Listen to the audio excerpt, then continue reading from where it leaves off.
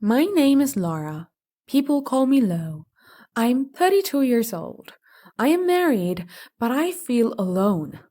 My husband, Jonah, says he loves me, but he does not listen. When I talk, he looks at his phone. When I cry, he tells me to sleep. I work as a travel journalist. I write about beautiful places. My life is not beautiful. I do not sleep well. I drink wine at night to stop my thoughts. My hands shake in the morning. I tell myself I am fine, but I'm not. I still think about my ex-boyfriend, Ben. He was my first love. He was kind at first. Then he became cold. He told me I imagined things. He said I was weak. When I left him, he said I would never survive alone. His voice still lives in my head. When my editor sent me on a luxury yacht, I hoped the sea would quiet my mind.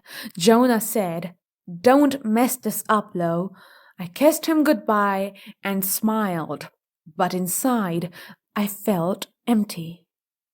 The yacht was large and wide. Everything smelled clean. Rich guests smiled too much. The sea was dark and calm.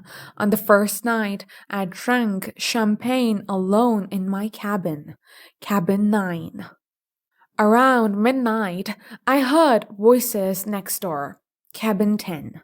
A man and a woman. The woman sounded scared.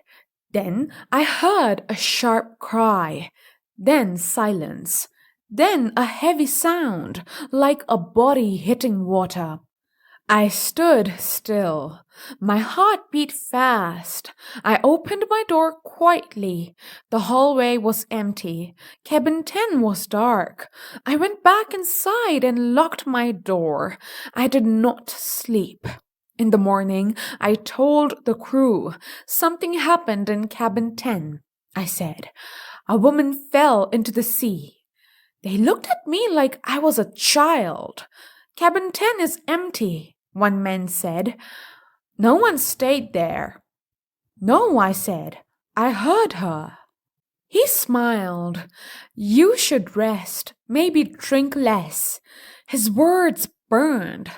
Later that day, I saw Ben. He stood near the bar, holding a glass, smiling like nothing changed. My stomach turned. Lo, he said, still following me? What are you doing here? I asked. Work, he said, same as you. You look tired. I felt weak and strong at the same time. He touched my arm softly. My skin remembered him. I hated that. That night, I drank too much. Ben sat with me. We talked about the past. He said, "You were always sensitive." I asked him about the noise last night. He smiled slowly. You hear things when you drink. I went to bed dizzy and confused.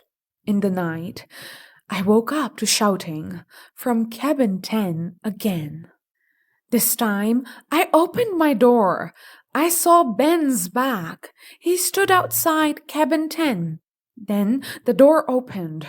I saw his face change. Fear. The next sound was loud. A crash. I screamed. Crew members came running. Ben was gone. Cabin 10 was locked. The next morning, the ship was quiet. I asked for Ben. No one answered. Later, a body was found in the sea. It was Ben. They said he fell. They said he was drunk. They said it was an accident. I did not believe them. That night, Ben stood outside cabin 10. He did not fall by accident. After Ben's death, everything changed. The crew watched me. Guests stopped talking when I came near. Jonah called and said, "Maybe this trip is too much for you." I started to doubt myself again. I stopped sleeping. I drank more. I saw Ben in my dreams. I heard his voice. You imagine things. But then I found his phone. It was hidden under my bed. I did not put it there. On his phone, I found messages, names, numbers, photos of guests, photos of a blonde woman, the same blonde woman I saw on the deck before. She was not a guest. She was afraid. I followed her one night. She cried when she saw me. They killed him, she whispered. Ben knew too much. She told me everything. The yacht was used for secrets, money, lies. People disappeared. Ben tried to sell information. The woman from cabin 10 tried to escape. They pushed her, she said. She survived. They finished Ben instead. I recorded her voice. That night, someone broke into my cabin. My notes were gone. My door was open. They wanted me silent. I was shaking, but my mind was clear. I sent everything to my editor, to the police, to Jonah. For the first time, I did not ask anyone to believe me. When the ship reached land, the truth came out. Arrests, news, shame. Weeks later, I sat alone at home. Jonah left. He said I changed. I did. I stopped drinking. I slept. I understood something important. I was not crazy. I was surrounded by people who needed me to doubt myself. Now I trust my voice, even when it shakes.